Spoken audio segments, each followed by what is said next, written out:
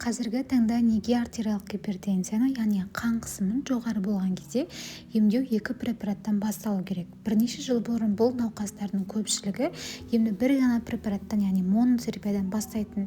Егер қан қысымы төмендемесе ғана біз екінші препаратты қосатынбыз. Қазіргі таңда бұл тәсіл өзгерген, себебі зерттеулер бойынша науқастардың басым көпшілігі үшін бір ғана препарат жеткіліксіз болып саналады.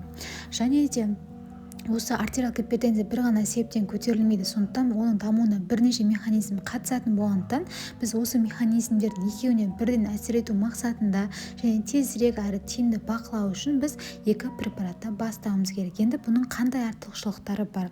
Ең біріншіден, қан қысымын мақсатты деңгейге дейін тезірек қол жеткізуге мүмкіндік береді. Екіншіден, қысым ұзақ уақыт бақылаусыз қалмайтындықтан инфаркт, инсульт, жүрек жеткіліксіздігі және бүйрек зақымданулардың қаупі төмендейді, яғни риск төмендейді. Бір препараттың дозасын айлап біртіндеп арттырып, кейін ғана екіншісінің қосудың қажеті болмайды.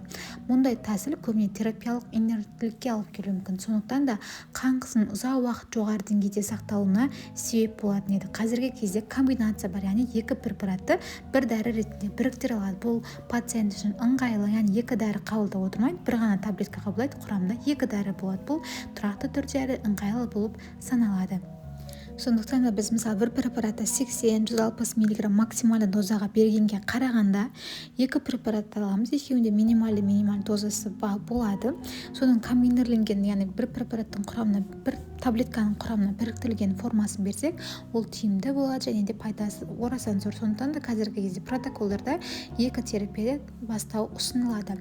Жақсарды мекенде препараттарды тоқтатып қоюға болмайды. Күнделікті қан қысымын өлшеп отыру керек және де тұрақты түрде дәріні қабылдау керек. Себебі бұл диагноз өмір бойы бақылауды қажет етеді. Яғни сіздің қауіпсіздігіңіз үшін инфаркт болсын, инсульт болсын, барлығын алдын алуға әсерін тигізеді.